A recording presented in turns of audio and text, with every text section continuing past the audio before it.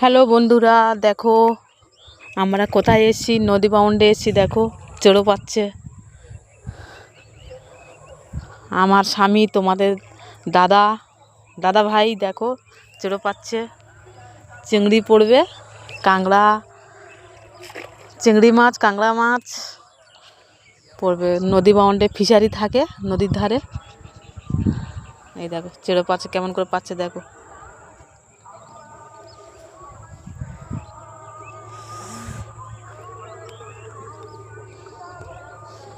এখানে জায়গাটা দেখো কত সুন্দর লাগছে।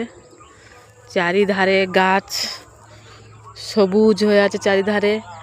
এই যে ওপারে একটা আছে, এপারে একটা আছে, দুপারে চেড়ো পাতবে। ওদিকে আছে ওই যে ওদিকে আছে, ওখানে ওটাও পাতবে। আর এখানে এই দুটো, একটা পাতছে আর এই দুটো আছে এখানে।